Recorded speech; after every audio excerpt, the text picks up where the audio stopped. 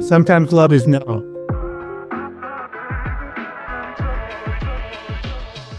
Hey squirrels, welcome to ADHD, where ADHD isn't some clinical diagnosis, it's just life.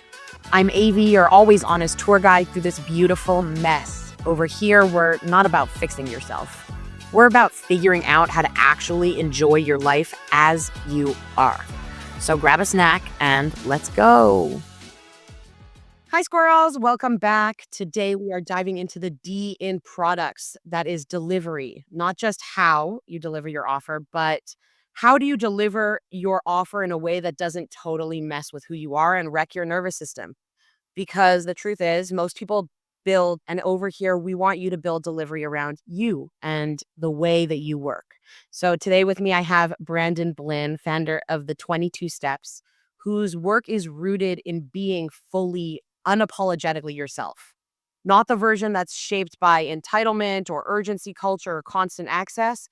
Branden is a storyteller of emotional truth, and he's best known for his novel Entitlement and his acclaimed work on YouTube and Here TV. His stories explore the tension between public identity and private longing, specifically at the intersection of sexuality, power, and redemption. And he asks big questions.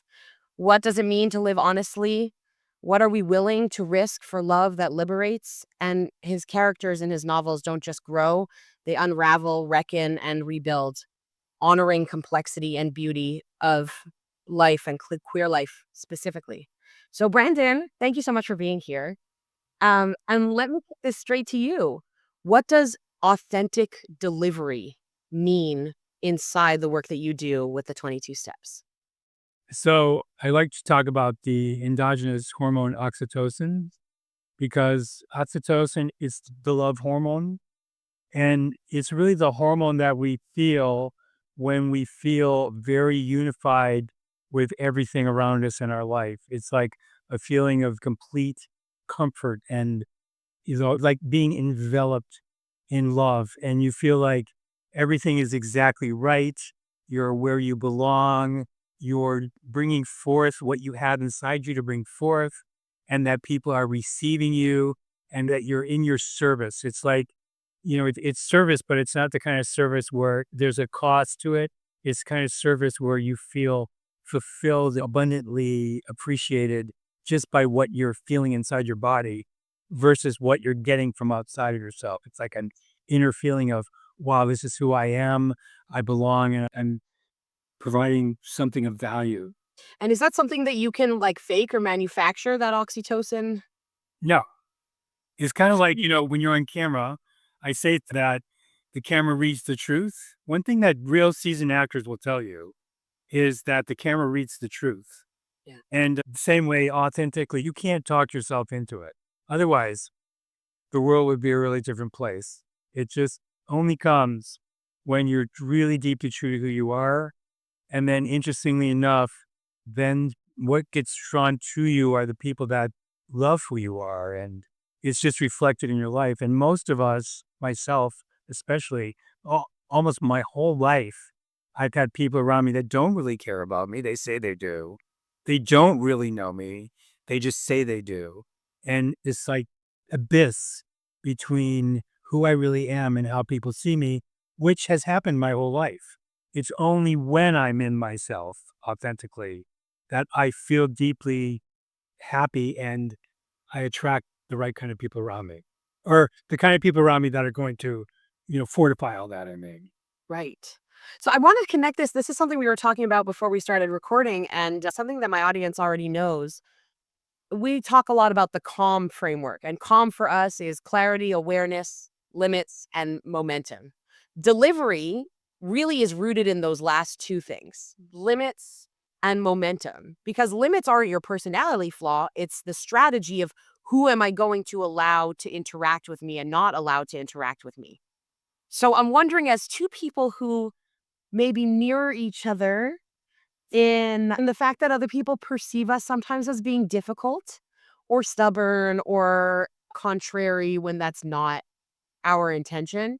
How does that get confused for us, those limits and being interpreted or seen as difficult or unprofessional? That's an interesting question because I feel people should be like I had a issue with my team, my leadership team.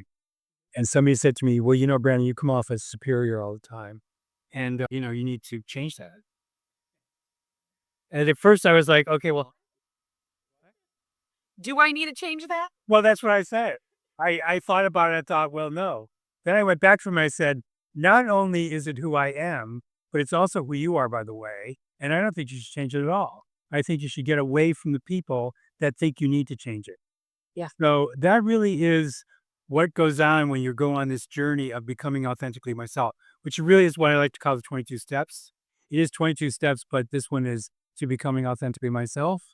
And what I like to say is, you know, you be true to who you are and go through that uncomfortable period of once you really inhabit your authentic self, you feel so home that you realize, oh, this is where I'm supposed to be all the time. And then you realize that there's a whole group of people that you're interacting with that maybe don't belong in your inner circle. And that transition to coming to who you are is really what our programs are all about because we support you while maybe your whole world goes the way that you know it and a different world starts to attract in. You become a resident field for something that's truer to who you are. But you have to go through that difficult period of saying, okay, if you don't like me for whatever reason, and that's what our program is, reflecting, realizing you're seeing yourself and other people. So you take responsibility for how you think other people need to change. And you allow yourself to be who you are while those people either come closer or go away as they accept who they are. I mean, these are deep spiritual values that are kind of underlying both my program and my book.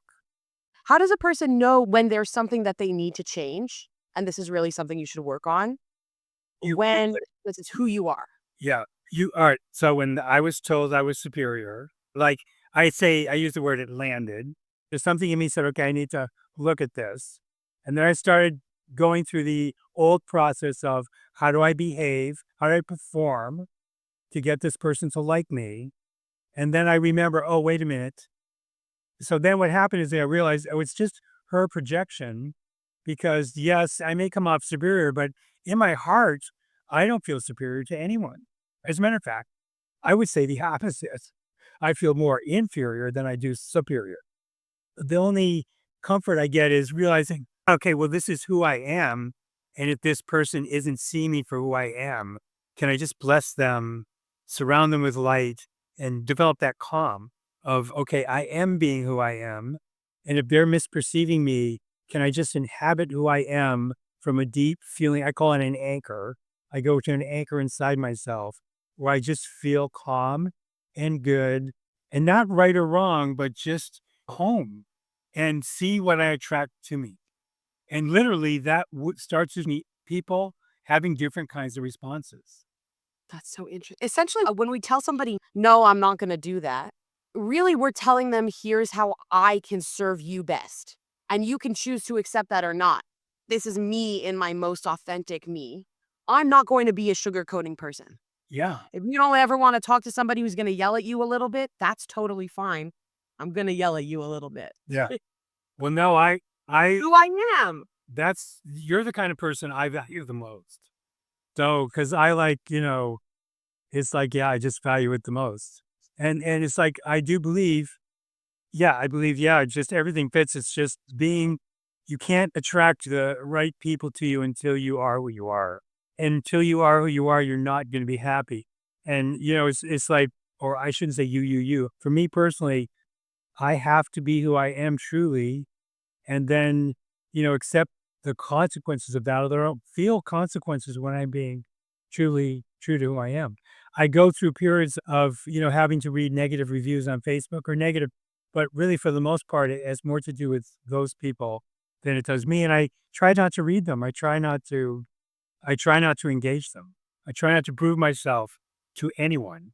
I try to use the energy to, go to a place where I feel, I like that word calm. Well, this is who I am. I have to be this person. And if somebody doesn't like it, then I'm sorry, but you don't belong in my inner circle, Right. you know? And I think no is this powerful, you know, we have a thing called silence. And one of the 22 steps is silence. And silence is about oftentimes emptying your container of the people who don't belong in your container. It's like, I bless you, not making them wrong. They're not wrong. They're just, in Entitlement, Daniel tells the anatomy story because Daniel believes everything fits and he takes full responsibility for his life as he learns it. That's what Entitlement is about, is learning lessons by living life. And all three characters come to their authentic self with and through each other because they're committed to learning and growing. And I believe life is about learning and growing, and it's sometimes quickly, sometimes slowly, depending on how we decide and accept responsibility for everything. And with the knowledge and acknowledgement that everyone is going to go through their own path and their own journey in the way that's right for them. And sometimes love is no. I'm sorry.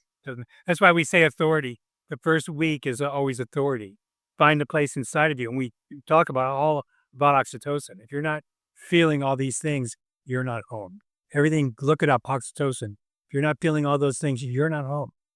And the only way to be home is like writing Entitlement was home for me, writing it. This is home for me. It's like certain things are home for me. I feel who I am. And then it's all about inhabiting the present moment, calm and loving and trying to be as much service as we can because all human beings are loving and we are all in service when we're true to who we are, which for like a famous actor, a lot of them, it's like, God, how did this happen to me? I'm so lucky because I get to do what I love every day. And I believe that's what life is about for all of us. We just are taught that. So becoming authentically myself teaches you step by step how to do it every week, always back to home. And then Entitlement shows you three people doing it in a messy life because life is messy. At the end of Entitlement, when Dan is talking about Benjamin McRae, his relationship with Benjamin, after everything that kid did to Daniel, Daniel still is like, how do we take care of this kid? Because life is life. And the important thing is to stay authentic and we're all loving and we've forgotten how to just be there in that place. It's like I say when they're doing jobs they hate, I say, can you find something you love about this job? And can you just, every time you're doing something you hate, can you remember what you love about this job and focus on that? And then all of a sudden it gets better and better.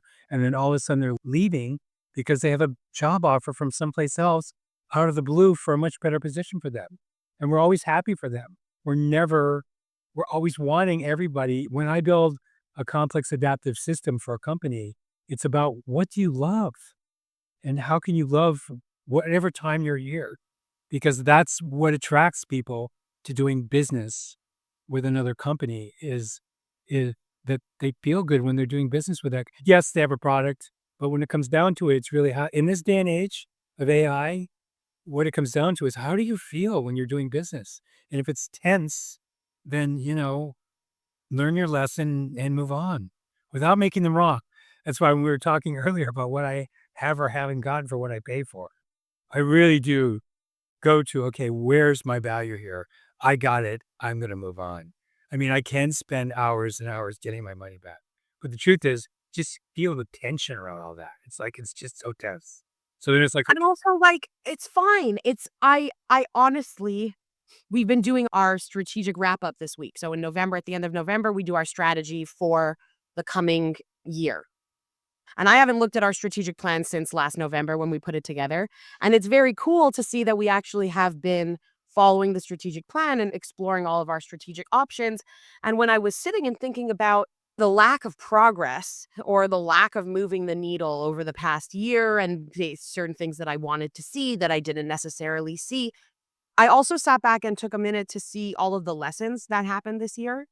It was a year of expensive lessons. yeah, But when the lessons get more expensive and bigger, it's kind of just like you've moved up in your higher and more costs. That's just the way it works. yeah. We all know that. everyone, there's a required education up until 16 years old. So everybody has free education up until that point.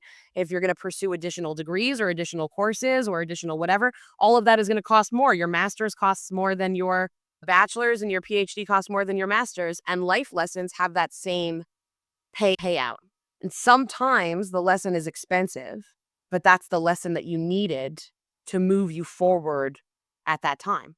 And we get that as a gift from the universe. It's a painful gift, but Right. I'm telling you, these lessons I'm getting from publishing the book and actually everything with you and everything right now, they're getting less expensive for me. good. I don't know what's going to happen. I think that means you're moving in the right direction, because once you learn the stuff, you shouldn't need lessons anymore, right? You don't the PhD after your first cup. I mean, my first short film cost me a fortune. Wait. And, it took me a long time to learn, okay, I can learn to edit. And then it saved me incredible heartache. I mean, it did cost me having an objective perspective from somebody not so close to the material.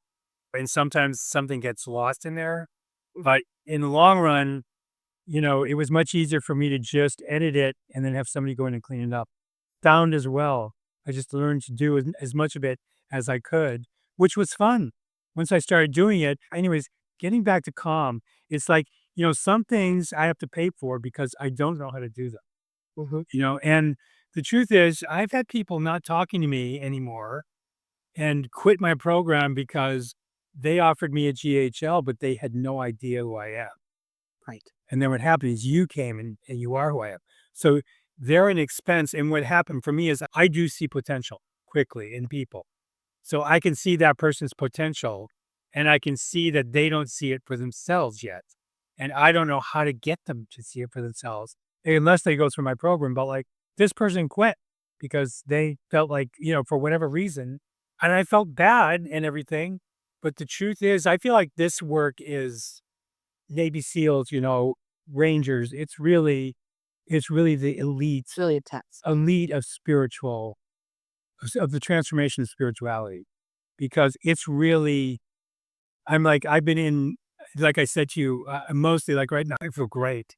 But when I am in the performance of the world and people are telling me they love me when I know they don't, it's like it gets increasingly more uncomfortable for me to interact. Not because I don't love humanity deeply, but because people aren't being who they are. They're so trapped in the duality and the polarity, thinking it's real, thinking it's real, that they just don't see it. But one has to have in their heart something is really off here. What's great about now at 72 years old is, I do see that, oh, I've been trying to people please and performing and trying to get all these people to see me who aren't interested in me at all. Mhm. Whereas, I can maybe just be who I am and see what I attract. And there are a couple people that I feel really good when I'm around, and let that be what it is for now. I should have been doing it from childhood.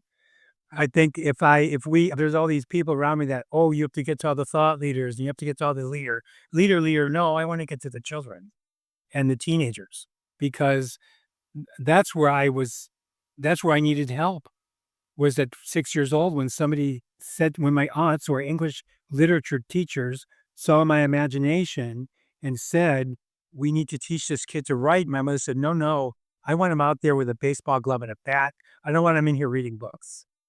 So now at 72 years old, I finally write my first novel after stumbling around trying to find my way in.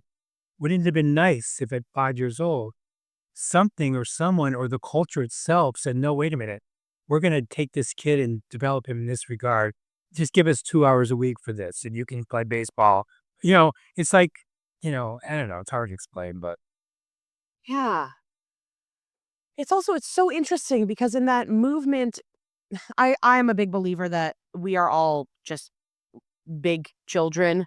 And of course, the more that we know about childhood development and the more that we know about core memories and wounds and the way that they form us as people, we really are just whatever our greatest successes in our childhood were, coupled with the greatest failures of the adults around us in our childhood.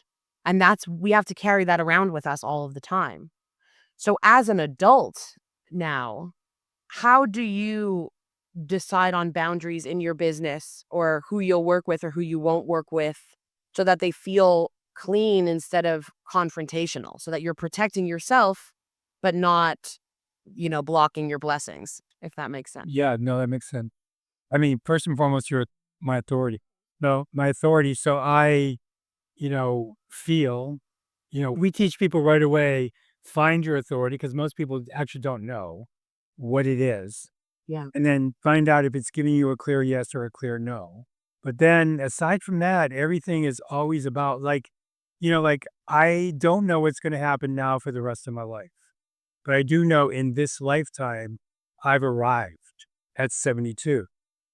Taylor Swift really arrived right away because she wrote prose at 6 years old. And then at 12 years old, she picked up a guitar and realized she could have chords.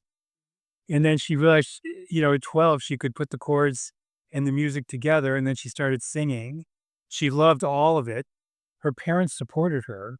When she tells the story about, why did she move to Nashville? It's because, we were visiting and we realized it was harder and harder for us to leave. And we realized, well, maybe we should stay, and she's just so deeply grateful. And then, the one other thing that's, I say stuck in my craw because things, people say things and things get stuck. And this one is that when she was a teenager in high school, she called each of her girlfriends to go to the mall, and each of them one by one said no, and they made a reason why they couldn't go. And then she went to the mall by herself, and all those girlfriends were out the mall together, excluding her. It's like that kind of a thing, which is a real life event, and I had something similar. It's like it gets ingrained in us, but like she's one of the most kind and inclusive and, because of what it felt like to be a teenager that was so rejected when her heart was so pure, and I think it's like, so I think, yeah, I had this mother and this father, and all of that is fodder for entitlement. So like, Steven Spielberg wrote his movie, what is it called? A story about his life, basically. It's like, at this point, I feel really happy with who I am because I've written Entitlement. And the whole process of writing Entitlement was excruciating. So when I was inside the writing of it, I was home. And when I talk about it, I'm home. And when I talk about 22 steps, I'm home. When I leave in, it's not, everything else is excruciating. So at this point, it's just all about how can I get myself to not even how. It's like, it'll be nice to attract people around me who are interested to talk about this. Like a friend of mine that wants to talk about everything that's going on in the duality and everything that's so horrible in the world is like, and along with good movies and everything, he said to me, all you want to talk about is this 22 steps and entitlement. It's like, what about me? What about what I want to talk about? And I realized, well, if you don't want to talk about this, I'm sorry, but not that I don't care about him, but he signed up for my course because we talked about love and true love and how it happens and where it comes from, another gay man, and that deep sense of home inside himself. And then he signed up right away. And then within a very short period of time, it was conflicting with his world of social engagement to be on the call, etc. And he's like, why am I even doing this? You know? But he is somebody who now is not depressive because he's taking a lot of drugs, pharmacology, and people self-medicate all the time to try to get through this fact that they're just not being true to who they are. Because we are true to who we are and we come home, we don't feel pain in this place. We only feel pain when we leave it. So I guess long-winded answer is it doesn't feel right. It doesn't feel right. And so you then first take responsibility for, is there something out here reflecting back to me that I need to change inside myself? I mean, I say any one of these 22 steps gives you full responsibility. So you don't, if you're are mad at somebody and not talking to them because you see a fault in them, you're not home. You're not really, you're haven't done the work that's your work to do. If you feel like I feel blessed for my mother, I mean, what she had to put up with because for her and who I was supposed to be to her, I was the most painful child for her. At her funeral, I took care of her the last year of her life. I loved taking care of this woman who abused the shit out of me. I loved just hanging there with her for the last, just to give her that comfort. And then she kept saying to me, "Oh, you're so good at this. You should do this." I'm like, "Mom, I have been doing this for 40 years. You just didn't see it till now because you didn't need it until now, you know?" But I don't blame her. I feel like I have the most to offer now because of this life I've lived. I don't resent any of it, including all this money I just spent, thousands of dollars, you know, because, I believe in it. I believe in myself at this point. Whether it gets recognized in this lifetime or some other, you know. I love this so much because I have a 12-step program called Trust Yourself, Trust the Process. And this was the first thing that I put together because I realized that I was wanting to talk to people who were leading from a sense of purpose and authority. And authority, as you said, is your first step. Who are you? What is you? And I am a couple decades younger than you are. And where people are in their lives around my age is hopefully very different than where they're going to be in the next 20, 30, and 40 years. So my 12 steps is called Trust Yourself, Trust the Process. And the final step is actually in the truth that you already know. But there's 11 steps before that of getting rid of all of the nonsense. So the steps in order are identifying what makes you miserable, confronting the terrible boss in your life, which is often you and often something external. Like, there's something that's making me miserable. What is it? Pivoting away from negativity, identifying your strengths, acknowledging weaknesses without shame, releasing the idea of perfection, identifying missing pieces, building your support system, inspiring loyalty through integrity. Again, just like this is me, this is who I am, these are the people I want around me. Therefore, they're going to be loyal to me because of integrity. Navigating ups and downs, handling the haters.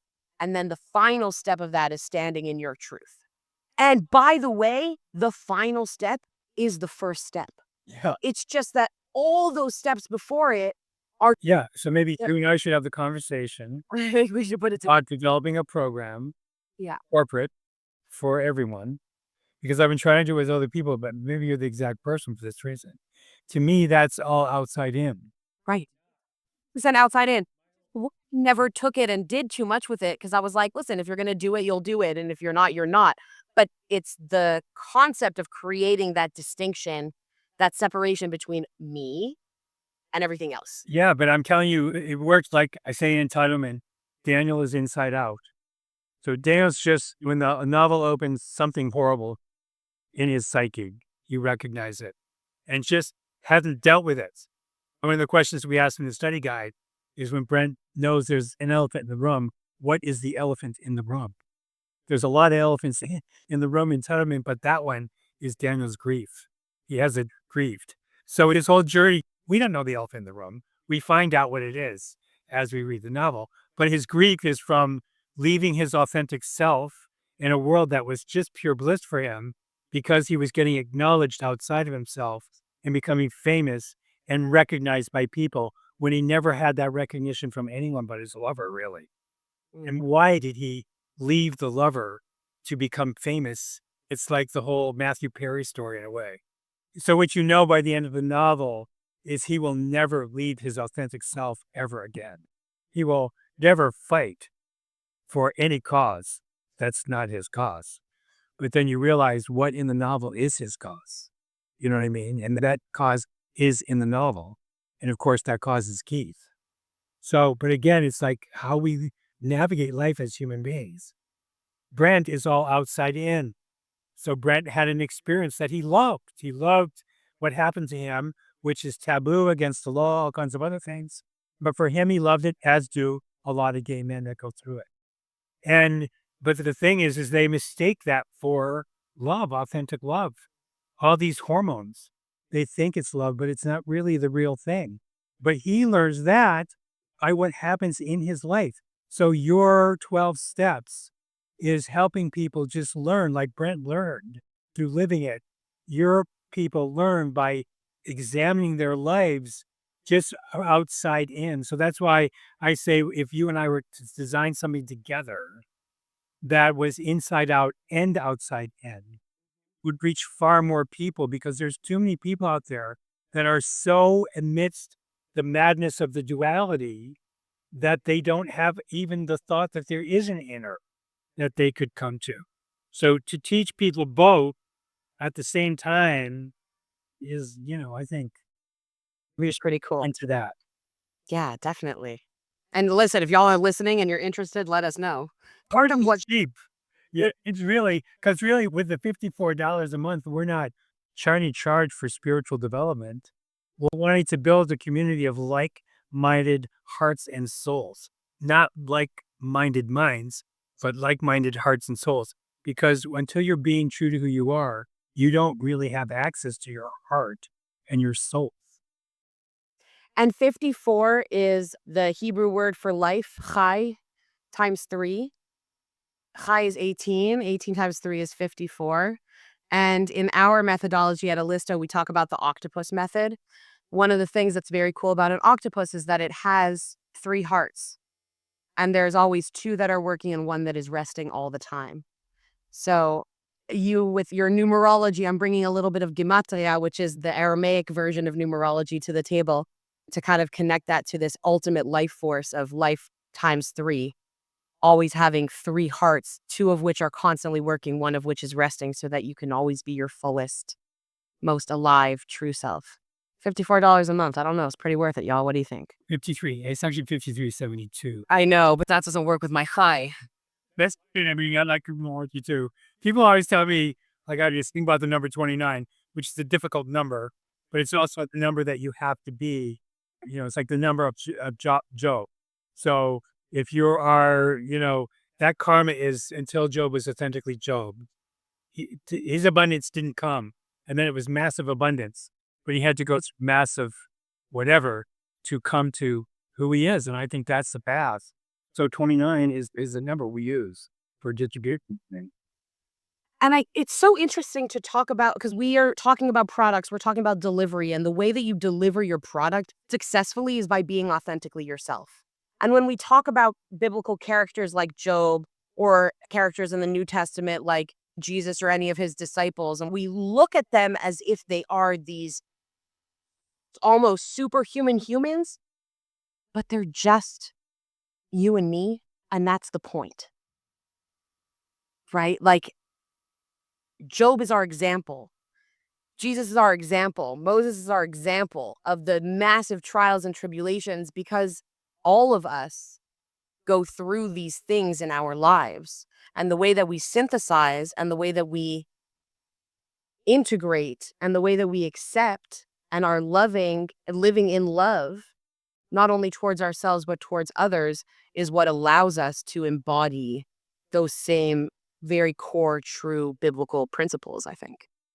Yeah, and that supposedly I just saw something on YouTube that Jesus' life was, I am a human being, and that's what I'm here to show you is you have this in you. Yeah. It's just, people talk about all these other things with Jesus, and I think it's coming more to light, just like the Fatima prophecy, supposedly early at Fatima. It was about, the Catholic Church perhaps have stealing Jesus and God from the people by if you tell us what your sins are, we'll pray for you and you pay for it and you'll get redemption versus you have to find these things inside yourself and redeem yourself from within. And we all have that innate potential within us if we're willing to be a little bit scared.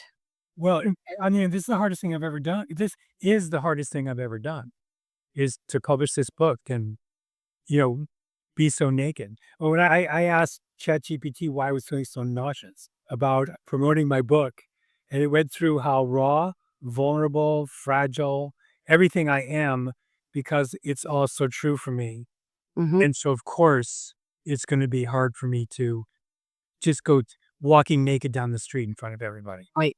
And but the truth is, and we say this with the last of our steps is courage, heart. If your heart's in it, just find the courage. I mean, the people who really succeeded mostly in life had really had to struggle to get there.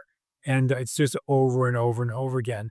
But it doesn't have to be a struggle. I think Taylor Swift's biggest struggles are right now. Although, showing when you're a teenager and you've called all your friends and you show up at a mall and they're all together and they're excluded, that's a pretty big pretty big lesson somehow. And to go to the place of where she's now Taylor Swift. I don't think she wrongs any of these people. I bet you all those girlfriends. I wonder how she with all those people. I don't know how I would be. Well, I don't have anything. I would be from a distance. Anyway, yeah, I try not to, whatever. Yeah. But that's me. So, as we're wrapping up, I would love for our listeners to just sit with one question. And the real question I think that comes out from our conversation is, what do you as a human being need that your business isn't currently honoring? Because delivery and the way that we deliver on whatever it is that we are putting out into the world, it's not only operational decision making, it really is a self awareness practice. And the more in alignment we are with ourselves, the better products we put out, the better we deliver to the world, the more in alignment we are with our gift and getting it out and service. So when you understand your energy patterns and yourself, everything becomes easier to build. So if somebody is wondering, what is one small shift they can make this week to support themselves and their nervous system inside their existing delivery model, what would that one small shift be that they could do today? I would also add to that, this concept of what you love. Yeah. I do believe, like, just I would try to step back and say, what everything in my organization, how do I get everybody to be who they are? How am I true to who I am? And we say sometimes in the beginning, before you build a castle or a kingdom, which should be a place you love, a fairy tale you love, your work, your business. If you don't love your business, get out of it. Or first start with what you love about it. And, it's like you have to drain a swamp. Waikiki Beach in Honolulu is built on a swamp. They had to drain that swamp before they could build Waikiki Beach. And you, inside of you, what it is, are there swamps that need to be drained? Are there people better at draining them than you are? Let them drain the swamp. Acknowledge them. They may not be as loving and as kind or whatever, or maybe you're the swamp trainer, but maybe you have somebody in your organization that's all hard. It's like just find everybody's core piece to the anatomy of the being and the body that's your organization and start by finding what everybody loves in what they're doing and what they have to deliver. Yeah. And that's so interesting that the first step really is pause and step back, because we often think about the first step as the forward momentum. What is the thing I need to do first? The first thing you need to do is to stop and like pause, give yourself a little bit of space. I want to also add to that question you asked me earlier about how do I know? And we say that if you're reacting, then you're feeding the duality. And the way to stop reacting is to see if you can find a place where you can respond. Yeah. But what you do is you try to quickly learn the lesson. What is this thing I'm reacting to teaching me? Unless the thing you need to do is to step away from it and say, oh, you know what? This isn't for me. I can bless this person. I can have compassion for this person because they're in a lot of pain to be, treating me this way. I'm just going to step away, Yeah. not making them wrong because that's their lesson. As hard as it is you as a caring person to step Yeah. away, they're not going to learn their lesson. If you don't step away, as hard as it may be, you'll realize might be the greatest lesson that they need to learn. Wow. Branden, thank you so much for being here. I hope For bringing, we find a strategy that we can combine our skill. I'm excited. Trust yourself, trust the process, into entitlement, 22 steps, and becoming authentically yourself. 100%. Thank you for bringing such grounded insights to the conversation. I know that we are people who have a lot of conversations with people who think we're a little nuts. Oh, Um, sure. and I appreciate the way that you make alignment feel practical and human and just achievable for all of us. And for everyone listening, thank you so much for joining us. Take what you heard today, let it settle, take some time, and remember that your business and your life works better when it works with you and when it works through you. So until next time, squirrels. Thank you, Abby. Thank you, everyone.